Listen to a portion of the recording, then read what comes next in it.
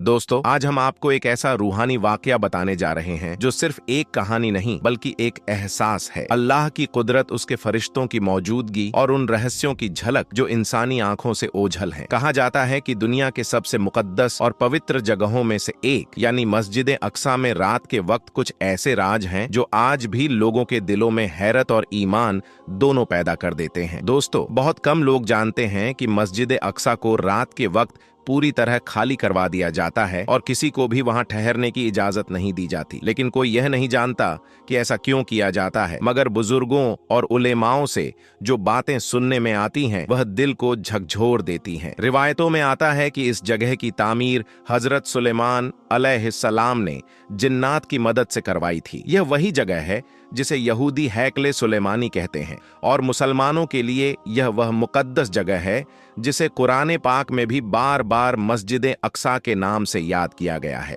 यही वह जगह है जहां हजरत मरियम सलामुल्लाह अलैहा ने अपनी जिंदगी के कई साल अल्लाह की इबादत में गुजारे। कहा जाता है कि जब वह अकेली होती थी तो हजरत जिब्राइल अलैहिस्सलाम रोज उनके लिए जन्नत से खाना लेकर आया करते थे। यह वही जगह है जहां से हमारे प्यारे नबी हजरत मोहम्मद सल्लल्लाहु अलैहि वसल्लम ने मेराज का सफर शुरू किया था। दोस्तों, आज से कुछ साल पहले एक ऐसा वाकया लोगों के जरिए सुनने में आया जिसने सबको हैरत में डाल दिया। बताया जाता है कि मस्जिद अक्सा में काम करने वाला एक शख्स जो सिक्योरिटी और इंतजामात का जिम्मेदार था, रमजान के महीने में अक्सर रात को देर तक इबादत करता था। एक रात जब पूरी मस्जिद खाली थी और वह अकेला अंदर था, उसने ईशा की नमाज के बाद कुछ देर कुरान की तिलावत की और फिर जाने से पहले मस्जिद के दरवाजे बंद करने लगा। जब उसने आखिरी दरवाजा बंद किया तभी अंदर से कुरान पाक की तिलावत की आवाज आई। वो डर गया। उसने दरवाजा और खोला, अंदर गया, लेकिन वहां कोई नहीं था। उसने सोचा शायद हवा की वजह से कोई आवाज आई होगी, इसलिए उसने दोबारा दरवाजा बंद किया, मगर आवाज फिर आई। वही तिलावत, वही लहजा, वही सुकून देने वाली आवाज। उसने फौरन दरवाजा खोला और अंदर जाकर चारों तरफ देखा, लेकिन वहां कोई नहीं था। अगले दिन उसने यह बात सिक्योरिटी टीम को बताई तो सबने कहा कि यह उसका वहम होगा। लेकिन जब रात को कैमरों की रिकॉर्डिंग देखी गई तो सबके रोंगटे खड़े हो गए। लोगों का कहना है कि रिकॉर्डिंग में एक नूरानी शक्ल दिखाई दी जो सफेद कपड़ों में थी और उसके चारों तरफ हल्की सी रोशनी फैली हुई थी। वो शक्ल नमाज और तिलावत में मशगूल थी। किसी का कहना था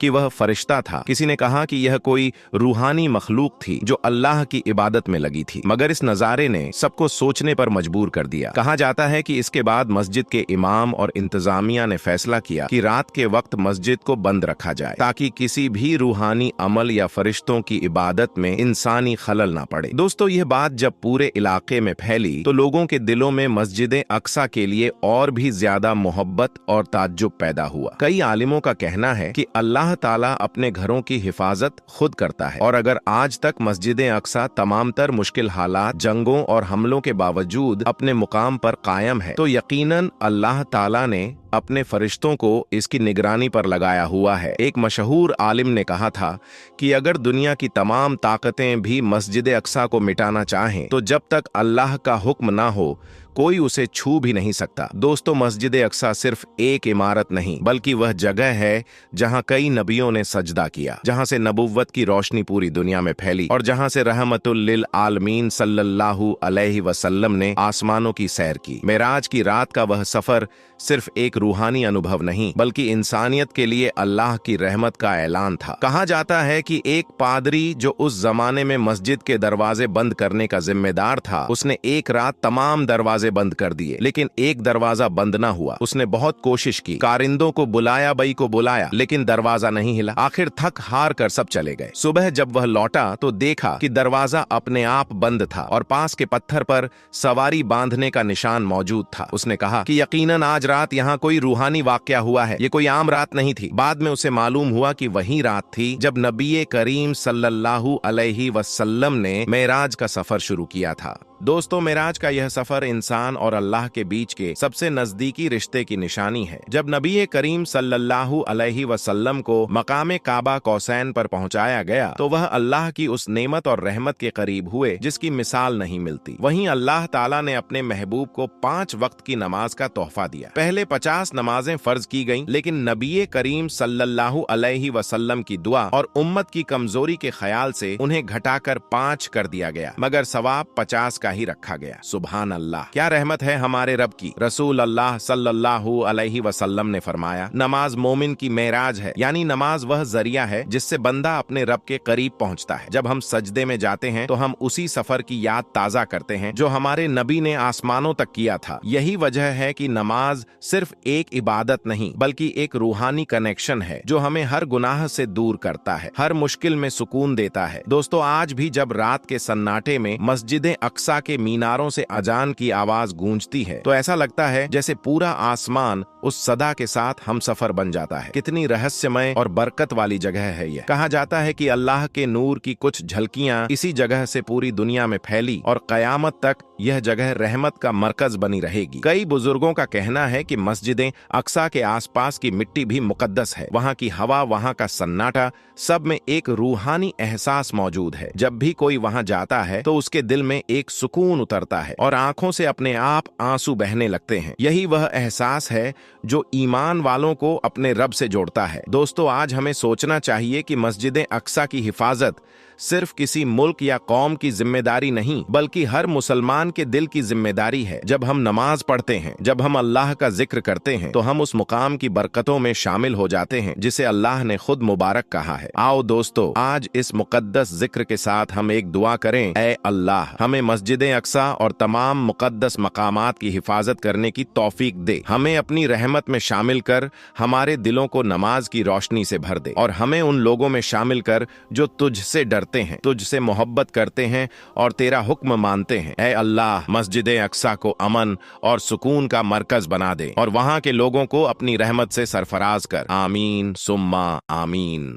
दोस्तों, सऊदी अरब के शहर मदीना में मौजूद मस्जिद नबवी तारीख़ इस्लाम की तीसरी मस्जिद और मस्जिदुल हरम के बाद दुनिया की दूसरी सबसे बड़ी मस्जिद है। और यह मस्जिद इतनी ज्यादा खूबसूरत है कि जिसको देखकर इंसान की सांसें थम सी जाती हैं।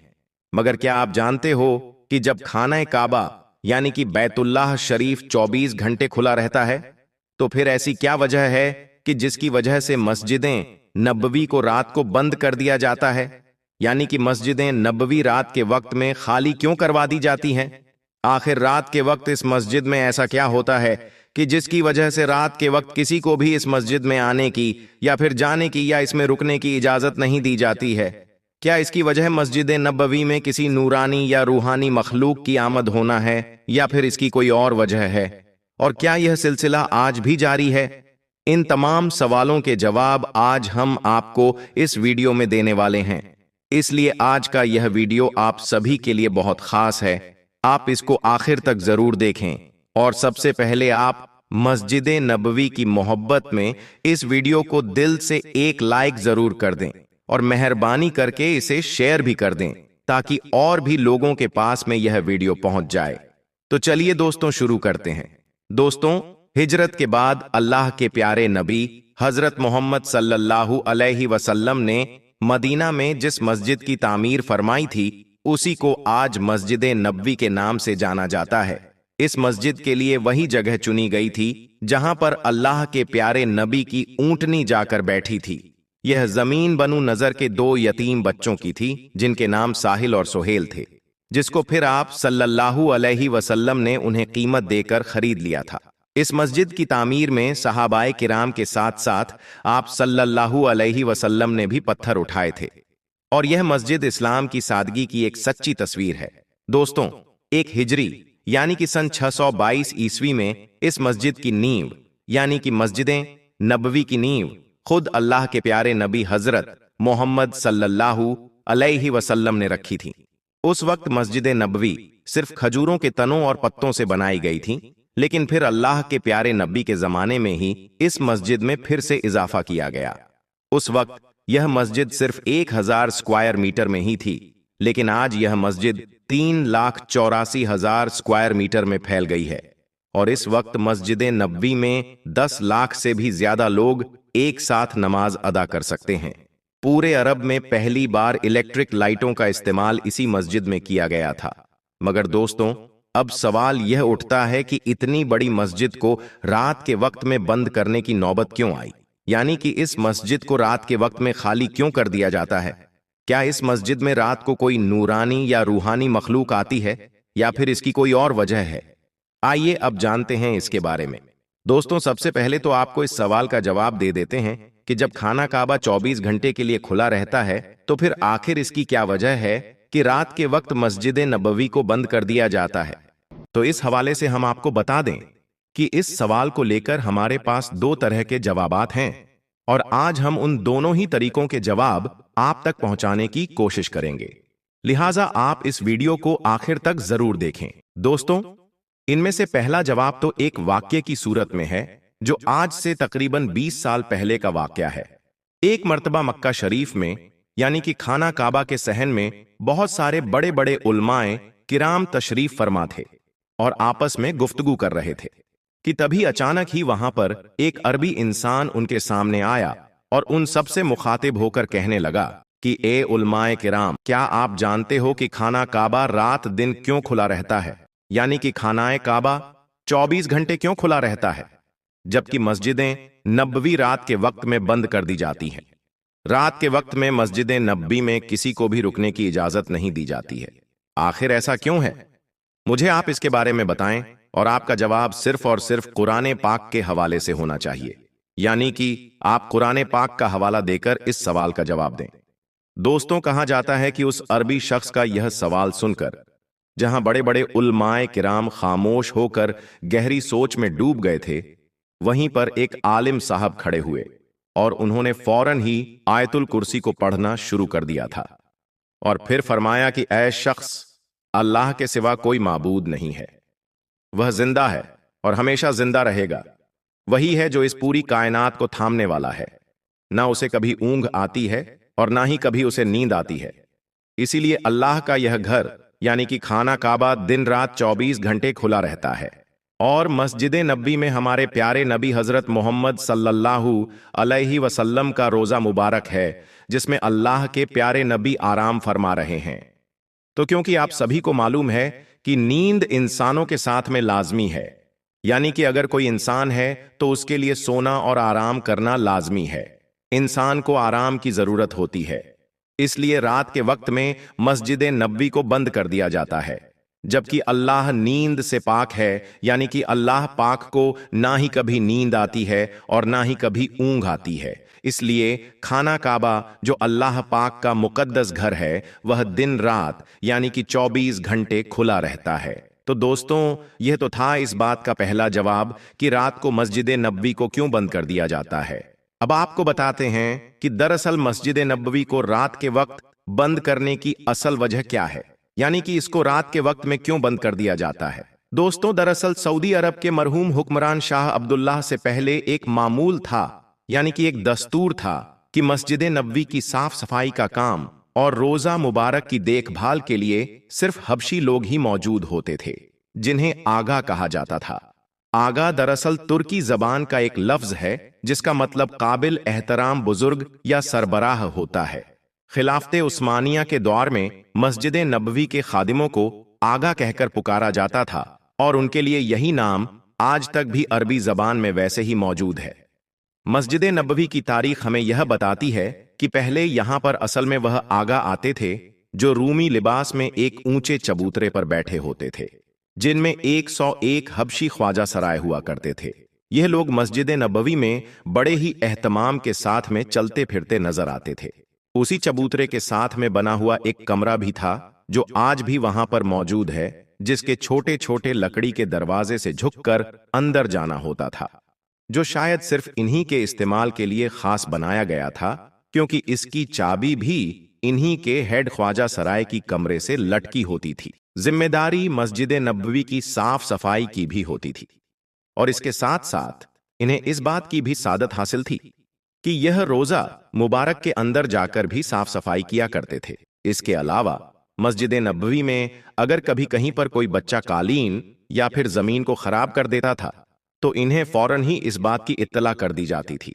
इसके बाद यह बगैर अपने माथे पर कोई शिकन लाए खामोशी के साथ उठ जाते थे और फिर अपने साथ साफ सफाई का सामान लेकर वहां पर पहुंच जाते थे और फिर बाकायदा कलमा पढ़कर उस जगह को पाक कर देते थे और वापस चले आते थे। ना ही कोई शिकवा और ना ही किसी तरह की कोई नाराजगी का इजहार करते थे। तो दोस्तों, हम आपको बता रहे थे कि मरहूम शाह अब्दुल्लाह से पहले मस्जिद नबवी में यही आम मामूल था कि इशा की नमाज के तकरीबन 1 या 1.5 घंटे के बाद ख्वाजा सराय मस्जिदें नबवी से लोगों को निकालना शुरू कर देते थे। और यही नहीं, औरतों वाले हिस्से में भी सिर्फ इन्हीं को आने जाने की इजाजत होती थी, यानी कि यह औरतों वाले हिस्से में भी आ जा सकते थे।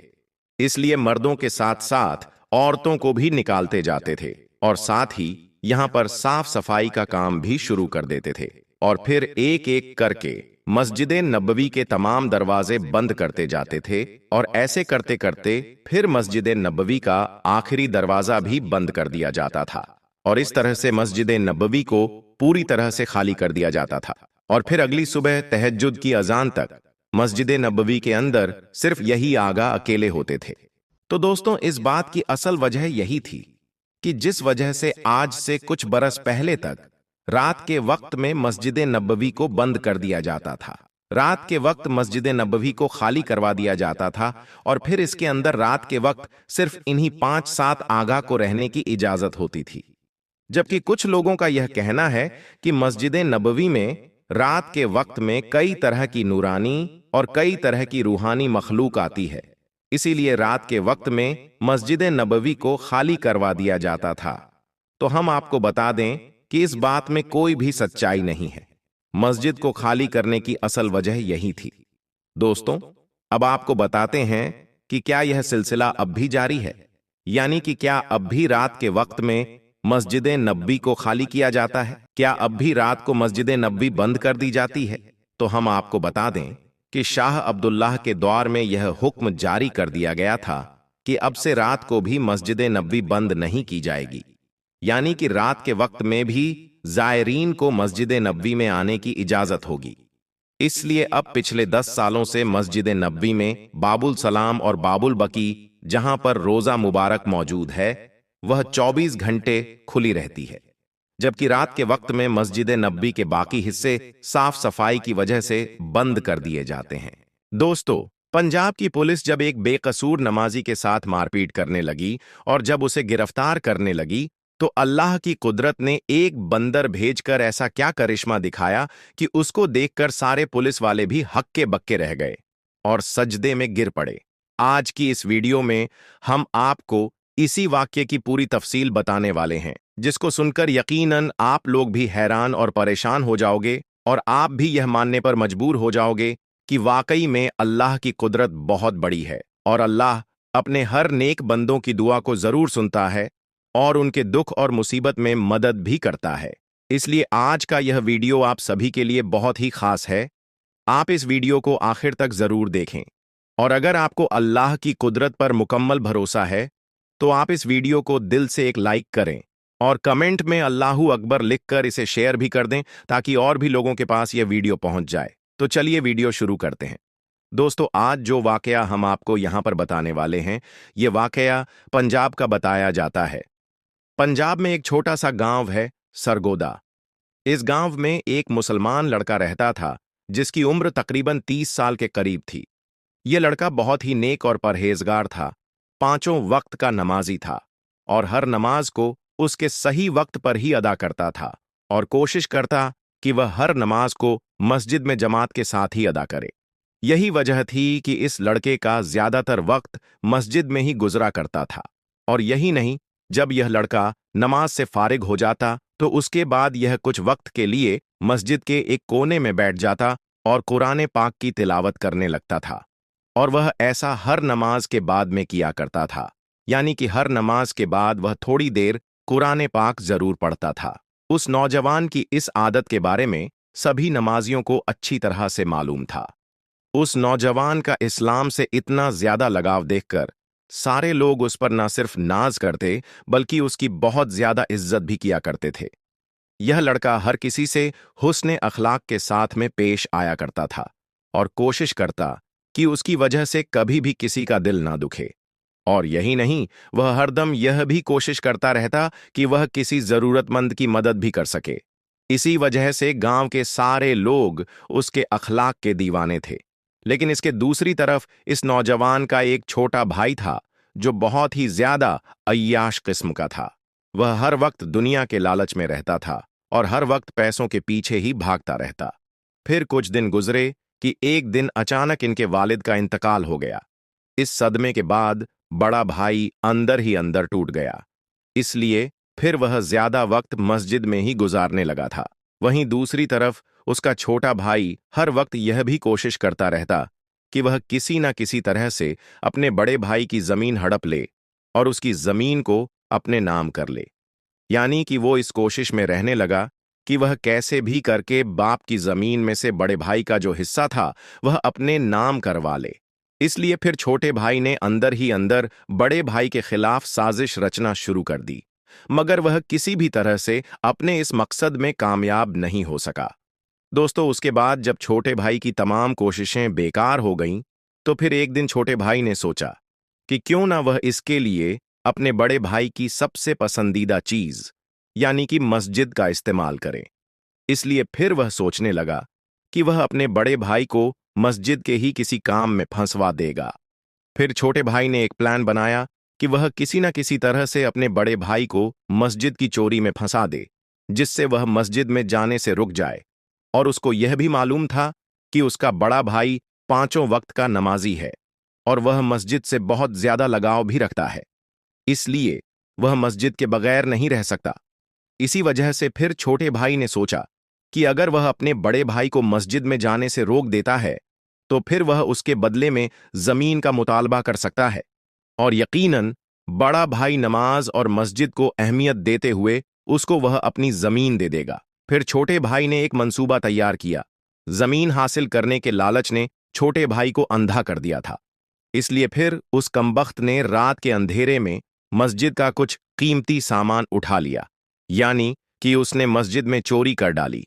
उसने मस्जिद का कुछ कीमती सामान उठाया और अपने घर ले आया और उस चोरी किए हुए सामान को उसने अपने घर में एक खुफिया जगह पर छुपा दिया और फिर पुलिस वालों के पास में जाकर अपने भाई पर इल्जाम लगा दिया और कहने लगा कि हमारी मस्जिद में चोरी हो गई है और मस्जिद का सामान चुराने वाला और कोई नहीं बल्कि उसका ही बड़ा भाई है। इधर दूसरी तरफ बेचारे बड़े भाई को इसके बारे में कुछ मालूम भी नहीं था। वह ऐसे ही मस्जिद में जा रहा था और सच्चे दिल से अल्लाह की इबादत कर रहा था और वैसे ही अल्लाह के सामने गिड़गिड़ाकर दुआएं भी मांगता था। वह अपनी हर दुआ में कहता कि ऐ अल्लाह, मुझे हर मुश्किल से निजात दे। अगर मैं कभी किसी बड़ी मुसीबत में फंस जाऊं तो तू मेरी गैब से मदद फरमाना। बड़ा भाई हर नमाज के बाद यह दुआ जरूर किया करता था। दोस्तों, जैसा कि हमने आपको पहले ही बताया था कि चोरी के बाद में छोटे भाई ने इसका इल्जाम बड़े भाई पर लगा दिया था। इसलिए फिर अगले रोज बड़ा भाई नमाज के लिए मस्जिद की तरफ जा रहा था तो पुलिस उसको ढूंढते ढूंढते उसके पास आ पहुंची और मस्जिद के दरवाजे पर पहुंचकर पुलिस के लोगों ने उस नौजवान से कहा कि तुम्हें गिरफ्तार किया जाता है। तो यह सुनकर बेचारा बड़ा भाई बहुत घबरा गया और पुलिस वालों से पूछने लगा कि मैंने क्या किया है, मेरी क्या गलती है, मेरा कसूर क्या है, मैंने क्या जुर्म किया है, आप मुझे क्यों गिरफ्तार कर रहे हो? बराए मेहरबानी आप मुझे मस्जिद के अंदर जाने दें, मुझे नमाज के लिए देरी हो रही है। इस पर पुलिस वालों ने उसे बताया कि तुम पर मस्जिद का कीमती सामान चुराने का इल्जाम लगा हुआ है, इसलिए हम तुम्हें गिरफ्तार करते हैं। यह सुनकर बेचारा वह बड़ा भाई हक्का बक्का रह गया और सोचने लगा कि यह कैसे मुमकिन है और उस पर यह इल्जाम किसने लगाया होगा, लेकिन उसे कुछ भी समझ में नहीं आ रहा था। इसलिए वह वहीं जमीन पर बैठ गया और अल्लाह से मदद की गुहार लगाने लगा और अल्लाह से दुआ करने लगा। वह कहने लगा, या अल्लाह, मेरी इस मुसीबत की घड़ी में मेरी मदद फरमा। अल्लाह, तू तो जानता है कि मैं चोर नहीं हूं, मैं कभी किसी की चोरी नहीं कर सकता और ना ही मैंने मस्जिद से यह कीमती सामान चुराया है। या अल्लाह, अपनी कुदरत से कोई ऐसी करिश्मा दिखा कि सब लोग यह मानने पर मजबूर हो जाएं कि मैं बेकसूर हूं। दोस्तों, पुलिस को मस्जिद के दरवाजे पर देखकर आसपास के बहुत सारे लोग भी जमा हो गए और वह सब के सब पुलिस वालों से कहने लगे कि इस लड़के को हम अच्छी तरह से जानते हैं, यह लड़का बेकसूर है, क्योंकि यह लड़का 5 वक्त की नमाज पढ़ने के लिए इस मस्जिद में आता है और इस लड़के के अखलाक भी बहुत अच्छे हैं। इसलिए हम सब गवाही देते हैं कि यह लड़का बहुत नेक है, यह कभी भी मस्जिद से चोरी नहीं कर सकता है। इसलिए जिसने भी इस लड़के पर इल्जाम लगाया है वह सरासर झूठा है। मगर उन लोगों की गवाही सुनकर पुलिस के लोग नहीं माने और कहने लगे कि हमको इस लड़के के खिलाफ पुख्ता सबूत मिला है, इसलिए हम इसको गिरफ्तार करेंगे। इतने में उस लड़के का छोटा भाई भी वहां पर आ पहुंचा और फिर वह अपने बड़े भाई को एक तरफ ले जाकर कहने लगा कि यह सब मेरा किया धरा है, मैंने ही तुम पर यह इल्जाम लगाया है। अगर तुमको तुम्हारी इज्जत प्यारी है तो तुम अपनी सारी जमीन मेरे हवाले कर दो, यानी तुम्हारे हिस्से में जो जमीन आई है वह मेरे नाम कर दो। मैं तुम्हारी इज्जत बचा लूंगा और तुम्हें जेल जाने से रोक दूंगा, और मस्जिद का कीमती सामान जो मैंने छुपा रखा है उसको मैं पुलिस के हवाले कर दूंगा। तो यह सुनकर बड़े भाई को बड़ा दुख हुआ। वह समझ गया था कि यह सब उसके इस छोटे भाई ने किया है। दोस्तों, अभी वह छोटा भाई अपने बड़े भाई को यह सब बातें बता ही रहा था कि इतने में अल्लाह की कुदरत से कहीं से एक बंदर नमूदार हुआ। उसके एक हाथ में मस्जिद का वह कीमती सामान था जिसको छोटे भाई ने मस्जिद से चुराकर अपने घर में छुपाया था। ये देखते ही छोटे भाई के चेहरे का रंग उड़ गया। पुलिस वाले भी बंदर के हाथ में मस्जिद का चोरी हुआ सामान देखकर हैरान रह गए। उनको मालूम चल गया कि वह जिस लड़के को गिरफ्तार करने वाले थे वह तो बेकसूर है। फिर उस बंदर ने उन पुलिस वालों को साथ ले जाकर बता दिया कि उसने छोटे भाई के घर से ही सामान उठाया है। इसलिए फिर पुलिस वालों को मालूम चल गया कि मस्जिद से यह सामान छोटे भाई ने ही चुराया है, और फिर यूं सबको मालूम चल गया कि असल चोर तो उसका छोटा भाई है। फिर पुलिस वालों ने छोटे भाई को गिरफ्तार कर लिया और जब उससे पूछताछ हुई तो फिर यह सारी बातें छोटे भाई ने पुलिस वालों को बता दी। इधर वह बड़ा भाई अल्लाह के सामने सजदे में गिरकर अल्लाह ताला का इस बात के लिए शुक्र अदा करता रहा कि ऐन मौके पर अल्लाह ने एक बंदर भेजकर उसकी किस तरह से मदद की, और इस तरह से फिर पूरे गांव वालों को उसकी बेगुनाही का सबूत मिल जाता है। यह देखकर सबका अल्लाह पर भरोसा और भी ज्यादा मजबूत हो गया। दोस्तों, आपको आज का यह वाकया कैसा लगा? आप कमेंट बॉक्स के जरिए से इसके बारे में हमें जरूर बताना।